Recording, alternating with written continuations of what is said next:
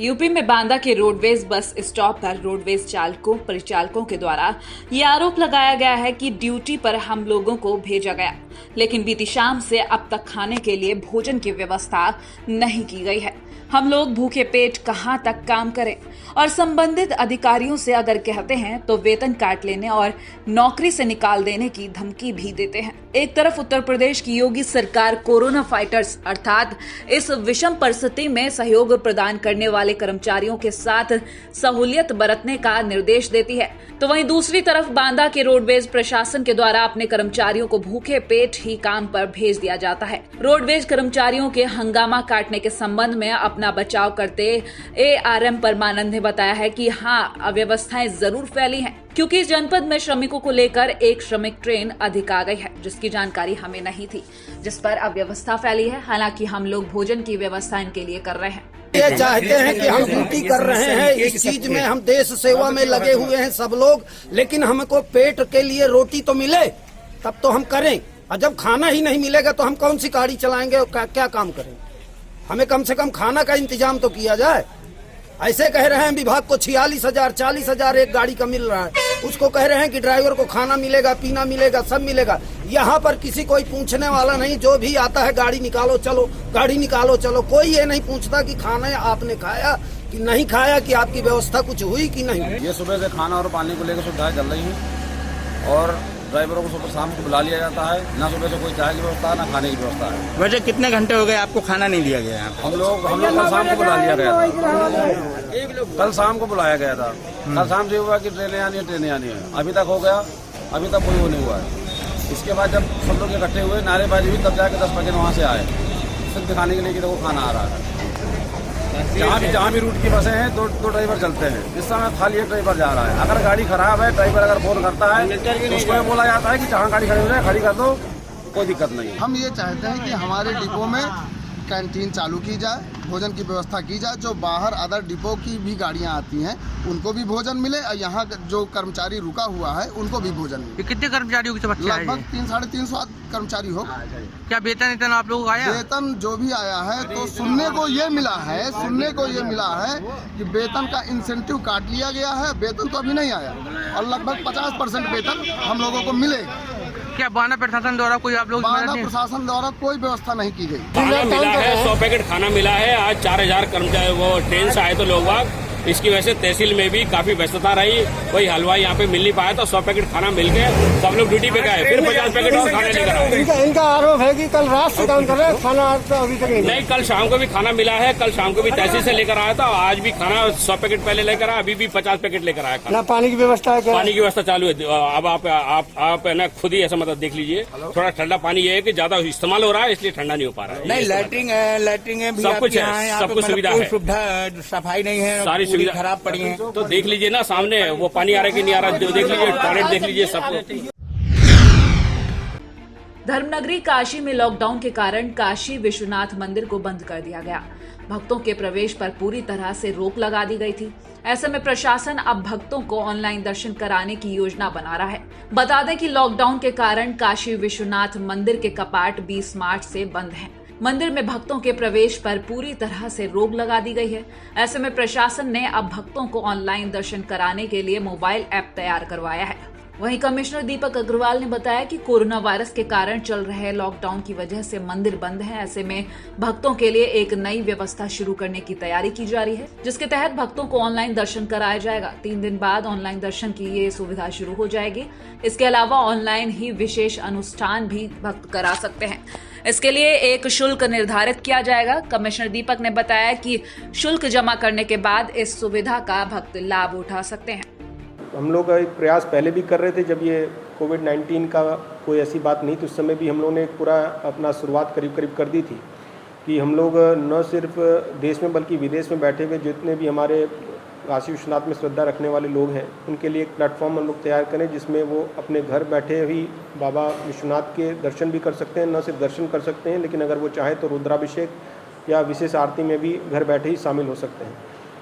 कोविड-19 के दृष्टिगत रखते हुए हम लोग ने लोगों की श्रद्धा का और उनकी भावनाओं का पालन करते हुए हम लोगों ने ये व्यवस्था बना ली है। इसको 3 दिन के अंदर हम लोग शुरू करा देंगे, जिससे कि पूरे विश्व भर में लोग न सिर्फ बैठ के एक लाइव दर्शन प्रॉपरली कर सकेंगे, आरती में पार्टिसिपेट कर सकेंगे, लेकिन अगर वो व्यक्तिगत रूप से भी चाहते हैं कि वो हम लोग मैं रुद्राभिषेक अगर कराना चाहता हूँ या विशेष आरती या जो विशेष पूजाएं होती हैं वो करना चाहते हैं, तो एक निर्धारित शुल्क वो जमा करके हमारे पुजारी यहाँ पर बैठ के वो टैबलेट्स के माध्यम से उनका मंत्रोच्चारण और जो विधि विधान होता है वो करेंगे। राजस्थान से होते हुए पंजाब में टिड्डियों ने बड़ा हमला किया है, जिसके चलते जिला फाजिल्का के कृषि विभाग के अधिकारियों ने रात भर मेहनत करके इनको खत्म करने में सफलता हासिल की है। टिड्डी दल पंजाब में पिछले 3 महीनों से घर कर चुका है और अब टिड्डी दल ने किसानों के किन्नू के बागों और नरमा कपास के खेतों की हालत खराब कर दी है, जिसको लेकर कांग्रेसी नेता संदीप जाखड़ ने जिला फाजिल्का के गाँव दीवान खेड़ा में किसानों के साथ खेतों का दौरा किया, जहां उन्होंने हजारों की संख्या में टिड्डियों को मारे जाने की बात करते हुए कहा कि टिड्डी दल से किसान घबराए नहीं और जब ये टिड्डियां पेड़ पर आकर बैठे तो कृषि विभाग के अधिकारियों को सूचित किया जाए, जिससे उनका खात्मा हो सके। वहीं जिला कृषि अधिकारी मंजीत सिंह ने बताया कि राजस्थान की ओर से पंजाब में लाखों की संख्या में आए टिड्डी दल विभाग द्वारा मार दिए गए हैं और अगर किसानों को फिर से ये दिखाई दें तो तुरंत हमारे अधिकारियों से संपर्क किया जाए। रात ਨੂੰ ਇੱਥੇ ਟਿੱਡੀ ਦਲ ਤੁਸੀਂ ਵੇਖ ਰਹੇ ਹੋ ਇੱਥੇ ਜਿਵੇਂ ਆ ਥੱਲੇ ਇਹਨਾਂ ਨੇ ਸਪਰੇਅ ਕੀਤੀ ਸੀ ਤੇ ਕੱਲ ਰਾਤ ਨੂੰ ਟਿੱਡੀ ਦਾ ਦਲ ਇੱਥੇ ਪਿੰਡ ਦੀਵਾਨ ਖੇੜੇ ਦੇ ਵਿੱਚ ਪਾਇਆ ਗਿਆ ਸੀਗਾ, ਪਰ ਕਿਸਾਨ ਭਰਾ ਆਪਣੇ ਅਲਰਟ ਸੀਗੇ ਤੇ ਉਹਨਾਂ ਨੇ ਐਗਰੀਕਲਚਰ ਡਿਪਾਰਟਮੈਂਟ ਨੂੰ ਏਡੀਓਜ਼ ਨੂੰ ਉਹਨਾਂ ਨੂੰ ਮੈਸੇਜ ਲਾਇਆ, ਆਏ ਸੀਗੇ ਰਾਤ ਨੂੰ ਇਹਨਾਂ ਨੇ ਕੰਟਰੋਲ ਕੀਤਾ। ਇੱਕ ਤਾਂ ਆਪਾਂ ਸਾਰਾ ਅਲਰਟ ਰਹਿਣਾ ਏਡੀਓ ਸਾਹਿਬ ਔਰ ਸਾਰਾ ਜਿਹੜਾ ਵੀ ਅਧਿਕਾਰੀ ਆਇਆ ਵੀ ਹੈ ਕਿ ਇੱਕ ਆਪਾਂ ਅਲਰਟ ਰਹਿਣ ਦੀ ਜ਼ਰੂਰਤ ਹੈ। ਜਿਵੇਂ ਇਹ ਮਤਲਬ ਸ਼ਾਮ ਦੇ ਸਮੇਂ ਆਉਂਦੀ ਹੈ ਪਿੰਡ ਦੇ ਵਿੱਚ, ਅਗਰ ਇਹ ਉੜਦੀ ਦਿਸਦੀ ਹੈ ਤਾਂ ਘਬਰਾਓ ਨਾ, ਇਹਨੂੰ ਉੱਥੋਂ ਅੜਾਓ ਨਾ। ਉੱਥੇ ਇਹ ਵੇਖੋ ਵੀ ਸ਼ਾਮ ਦੇ ਸਮੇਂ ਕਿਹੜੇ ਦਰਖਤਾਂ ਤੇ ਬਹਿੰਦੀ ਹੈ, ਉਹ ਦਰਖਤਾਂ ਦੀ ਪਛਾਣ ਕਰਕੇ ਜੇ ਆਪਣੇ ਏਡੀਓ ਸਾਹਿਬਾਨ ਨੂੰ ਤੁਸੀਂ ਮਤਲਬ ਫੋਨ ਕਰ ਦਿਓ, ਉਹ ਅਸੀਂ ਸਾਰਾ ਪ੍ਰਸ਼ਾਸਨ ਵਿੱਚ ਡੀਸੀ ਸਾਹਿਬ ਵੀ ਉਸੇ ਵਿੱਚ ਜੁੜੇ ਹੋਏ ਆ, ਅਸੀਂ ਉਸੇ ਸਮੇਂ ਅਸੀਂ ਦਵਾਈਆਂ ਲੈ ਕੇ ਪਹੁੰਚ ਜਾਾਂਗੇ। ਦੂਜਾ ਕਿਸਾਨ ਭਰਾਵਾਂ ਨੂੰ ਮੈਂ ਅਪੀਲ ਇਹ ਕਰਦਾ ਵੀ ਸਾਨੂੰ ਪ੍ਰੋਬਲਮ ਆਉਂਦੀ ਆ ਉੱਥੇ ਪਾਣੀ ਦੀ, ਵੀ ਕਿਸਾਨ ਵੀਰ ਜਿਨ੍ਹਾਂ ਦੇ ਕੋਲੇ ਵੱਡੀਆਂ ਟੈਂਕੀਆਂ ਹਨ 2-2000 ਲੀਟਰ ਦੀਆਂ, ਉਹ ਪਾਣੀ ਭਰ ਕੇ ਰੱਖਣ, ਮੌਕੇ ਤੇ ਦਵਾਈ ਅਸੀਂ ਲੈ ਕੇ ਆਵਾਂਗੇ, ਉਹ ਸਾਨੂੰ ਇੰਨਾ ਕੁ ਸਹਿਯੋਗ ਕਰਨ ਵੀ ਆਪਣੀਆਂ ਟੈਂਕੀਆਂ ਟਰੈਕਟਰ ਦੇਣ ਤਾਂ ਜੋ ਆਪਾਂ ਮਤਲਬ ਅਗਰ ਕੋਈ ਵੱਡਾ ਹਮਲਾ ਹੁੰਦਾ ਤੇ ਉਹਨੂੰ ਕੰਟਰੋਲ ਕਰ ਸਕੀਏ। ਫਾਇਰ ਬ੍ਰਿਗੇਡ ਮੰਗਵਾਈ ਗਈ ਤੇ ਜੋ ਲੋਕਲ ਸਾਡੇ ਕੋਲੇ ਪੰਪ ਸੀਗੇ ਉਹ ਮੰਗਵਾਏ ਗਏ ਤੇ ਬਾਕੀ ਪਿੰਡ ਵਾਸੀਆਂ ਤੋਂ ਵੀ ਜੋ ਪਿੰਡ ਵਾਸੀਆਂ ਕੋਲ ਪੰਪ ਸੀ ਉਹ ਮੰਗਵਾਏ। ਉਸੇ ਟਾਈਮ ਅਸੀਂ ਤਕਰੀਬਨ 9 ਵਜੇ ਦੇ ਨੇੜੇ ਤੇੜੇ ਆਪਰੇਸ਼ਨ ਸ਼ੁਰੂ ਕਰ ਦਿੱਤਾ। ਪਿੰਡ ਵਾਸੀਆਂ ਵੱਲੋਂ ਥੋੜਾ ਘਬਰਾਹਟ ਮਹਿਸੂਸ ਕੀਤੀ ਗਈ, ਉਹਨਾਂ ਨੇ ਇਸ ਕਰਕੇ ਥੋੜਾ ਪਹਿਲਾਂ ਜੋ ਆਪਣੇ ਥਾਲੀਆਂ ਖੜਕਾਉਣਾ ਜਾਂ ਹੋਰ ਕੋਈ ਖੜਕਾ ਕਰਨ ਲੱਗੇ ਤਾਂ ਉਹ ਜੋ ਥੋੜੇ ਥਾਂ 'ਚ ਬੈਠ ਸਕਦਾ ਸੀ ਝੁੰਡ ਤਾਂ ਕਾਫੀ ਲੰਮੇ ਏਰੀਏ 'ਚ ਖਿਲਰ ਗਿਆ, ਉਹ ਡਰ ਕੇ ਸਕੈਟਰਿੰਗ ਹੋ ਗਿਆ। ਉਹਦੇ ਕਰਕੇ ਸਾਨੂੰ ਕੰਟਰੋਲ ਕਰਨ 'ਚ ਥੋੜੀ ਜ਼ਿਆਦਾ ਦਿੱਕਤ आई, ਸਾਨੂੰ ਜ਼ਿਆਦਾ ਦਰਖਤਾਂ ਤੇ ਮਿਹਨਤ ਕਰਨੀ ਪਈ, ਜ਼ਿਆਦਾ ਦਰਖਤਾਂ 'ਤੇ ਛਿੜਕਾਅ करना ਪਿਆ।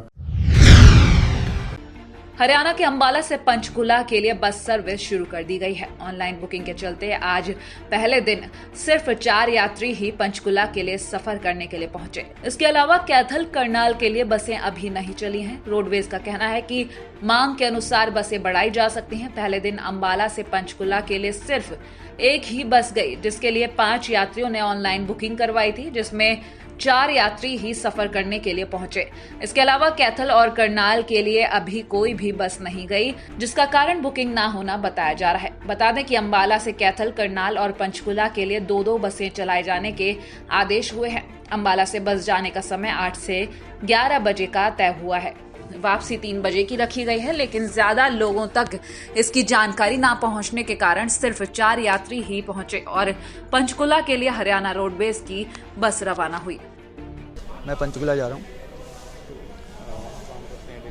एक्चुअली मैं सेल्स लाइन में काम करता हूँ। अभी पंचकुला हरियाणा गवर्नमेंट ने जो ये किया है उपारला की थोड़ी बस सर्विस स्टेट के अंदर चलाई है। हमारे को नहीं जा सकते थे क्योंकि लॉकडाउन के करके पूरे घर में फंसे हुए थे, लेकिन अब ये है कि बहुत बढ़िया काम किया है, इसलिए ये कि हमारे को थोड़ा सा आने जाने का सहूलियत हो जाएगी। नहीं, हमने 4 लोगों ने तो ऑनलाइन बुकिंग कराई है शायद, इसलिए हैं। बाकी भी लोग होंगे जो उसके बाद जाएंगे इस बस के अंदर। और वापसी में जैसे 12 बजे बस चलाई है, तो मेरे ख्याल से तो जैसे जैसे लोगों को पता लगेगा, क्योंकि अभी लोग मेरे ख्याल से अभी इतना नहीं पता लगा है, हमारे को भी कल फेसबुक से पता लगा है और है ना रोडवेज की जो वेबसाइट है उससे पता लगा है। जैसे जैसे पता लगेगा लोग जाएंगे। उसके पहले मैंने बुकिंग कर ली थी, कल शाम को बुकिंग शुरू हो गई थी। 8 बजे तक। तो मैंने बुकिंग कर ली और उन्होंने टाइम दिया मुझे 8 बजे का कि यहाँ पे 8 बजे आपकी बस सर्विस आपको कैथल ले जाएगी, आपकी बस सर्विस बस ऑनलाइन बुकिंग के माध्यम से। लेकिन अब यहाँ पे आके मेरे को पता चला है कि ऑनलाइन आपकी बस मतलब कि आप अकेले बंदे हो जो जिसने बस की बुकिंग की है, तो अब आप नहीं जा सकते वहाँ पे। तो इस प्रॉब्लम को भी सरकार को देखना चाहिए कि आप ऑनलाइन बुकिंग कर रहे हो तो कौन सा बंदा कहाँ से आपको कनेक्ट कर रहा है, ये ताकि वो ऑनलाइन बुकिंग आप उसको रिज़र्व कर सको। अभी हेड ऑफिस से जो मुख्यालय से हमें आदेश प्राप्त हुए हैं उसके तहत हमने अम्बाला डिपो ने को 3 रूट अलाउड किए हैं मुख्यालय ने, अम्बाला से करनाल, अम्बाला से पंचकुला और अम्बाला से कैथल। तो उसमें सरकार ने कुछ हिदायतें जारी करी हैं, उन हिदायतों को ही फॉलो करते हुए हम इन 3 रूट्स को चलाएंगे। हिदायतों में एक तो ये है कि भाई बुकिंग बस की ऑनलाइन ही होगी, तो कोई टिकट अब बस अड्डे पे नहीं मिलेगी। जिसको भी इन 3 रूट्स पे कहीं जाना है तो उनको ऑनलाइन ही अपनी टिकट बुक करनी है, ठीक है। इसके अलावा कोरोना या कोविड-19 को देखते हुए ये हिदायत जारी की गई है कि भाई सभी यात्री मास्क पहन के आएँ, प्रॉपर सैनिटाइज होके आएँ। यूपी के जालौन में NH 27 हाईवे पर जहां बीती रात लॉकडाउन के कारण अपने घर जाने के लिए मीलों दूर भूखे प्यासे किसी तरह वाहनों से जुगाड़ लगाकर निकले प्रवासियों पर कहर टूट पड़ा। बता दें कि 46 प्रवासियों के समूह की DCM को डंपर ने टक्कर मार दी। टक्कर इतनी जोरदार थी कि DCM सड़क से उतरकर खाई में जा गिरी और वहां चीख पुकार मच गई। हादसे में एक महिला सहित 2 की मौके पर ही दर्दनाक मौत हो गई और 14 लोग गंभीर रूप से घायल हो गए। घटना की जानकारी राहगीरों द्वारा जिला प्रशासन को हुई तो सूचना मिलते ही मौके पर जिलाधिकारी जालौन, SP जालौन भारी पुलिस बल के साथ वहां पहुंचे और घायलों को राजकीय मेडिकल कॉलेज उरई में भर्ती कराया, जहां उन सभी का उपचार किया जा रहा है। इस हादसे की सूचना उत्तर प्रदेश के मुखिया योगी आदित्यनाथ को हुई तो उन्होंने संवेदना व्यक्त करते हुए मृतक के परिजनों को 2-2 लाख रुपए और गंभीर रूप से घायलों को 50-50 हजार का मुआवजा दिए जाने का निर्देश दिया। रात को एक DCM में कुछ प्रवासी मजदूर आ रहे थे और 46 उनकी एक गाड़ी से टक्कर हुई, जिसमें 2 की जो मृत्यु हो गई और कुछ लोग जो है घायल हो गए। जो भी घायल थे उनको मेडिकल कॉलेज में लाके उनका इलाज कराया गया। जो गंभीर रूप से घायल है उनका इलाज कराया गया।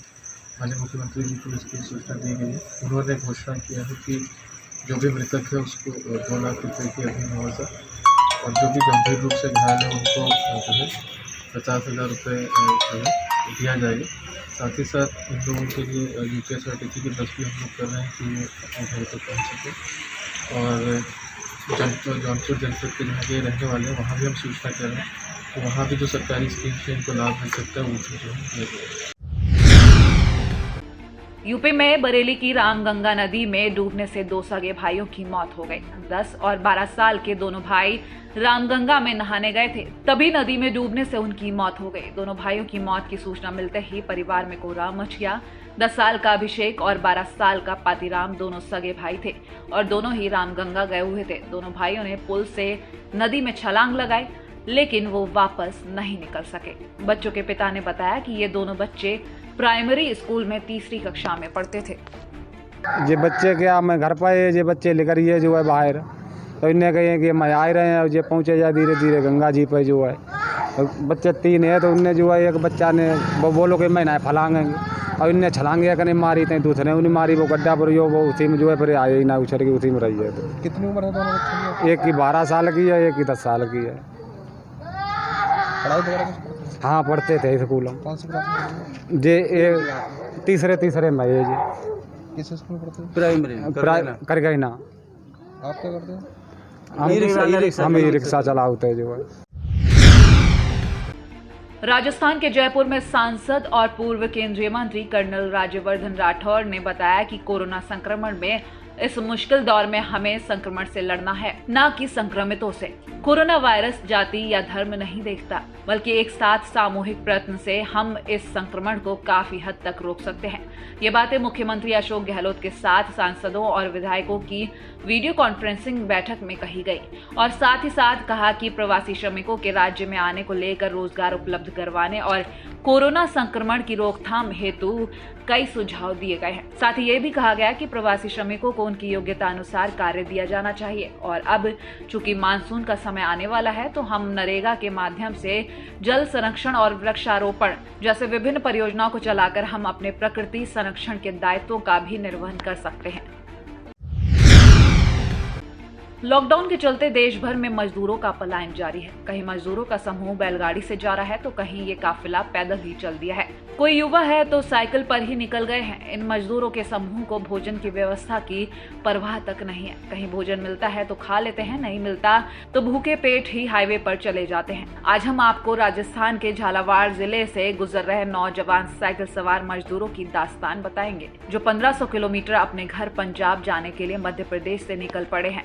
यहाँ में जयपुर जबलपुर नेशनल हाईवे के झीरनिया घाटी पर साइकिलों से जाते हुए मिले। इन मजदूरों ने बताया कि ये हार्वेस्टर मशीनों से फसलों की कटाई का काम करते हैं। अब काम तो बंद हो गया, जो कमाया अब पूरा खत्म हो गया। इसीलिए बचे हुए रुपयों से 4000 में साइकिल खरीदी और निकल पड़े अपने अपने घर की ओर। साइकिल लेके जा रहा हूँ और भूखे पैर चलते रहते 6 से 8 घंटे। तो खाना वाना मिलता है? खाना मिल जाता, कभी मिल जाता है। कितने दिन हो गए चलते? फिर अभी जो सरकार ने आज से कल से ट्रेनें चलाई हैं, रिजर्वेशन वगैरह करवाया कि नहीं? रिजर्वेशन करवाया कि नहीं ट्रेन से नहीं हो, ट्रेन चली नहीं, पहले चली नहीं ट्रेन तक, उधर तो ट्रेन चली नहीं है। ये बात हमारे लिए ट्रेन तो चली नहीं। खाली साइकिल चला रहे हो आप? हाँ सही, सरकार तो अपने लिए ट्रेन चला रही बस। और आप क्या कर रहे हो? हम साइकिल चला रहे हैं। आप साइकिल चला रहे हो, सरकार ट्रेन चला रही है। और कितने दिन साइकिल और चलाओगे? 8 दिन और चलेगी। 4 दिन चला दी, 8 दिन और चलाओगे, जब घर पहुँचोगे। खाने पीने का इंतजाम कोई नहीं घर पे? घर पे थोड़ा बहुत होगा, वो क्या पता मिल रहा है। मध्य प्रदेश के नीमच में एक तरफ जहां कोरोना संक्रमण बढ़ता जा रहा है और अर्धशतक पूरा हो गया है, वहीं दूसरी तरफ सुखद और अच्छी खबर भी लगातार मिल रही है। बता दें कि संक्रमितों में से बिना लक्षण वाले मरीजों को प्रशासन द्वारा स्वस्थ घोषित कर डिस्चार्ज कर घर भेज दिया है। पहले 4 लोगों को घर भेजा जा चुका था। वहीं शुक्रवार को भी एक हम्माल मोहल्ला निवासी कोरोना पॉजिटिव को स्वस्थ घोषित कर घर भेजा गया।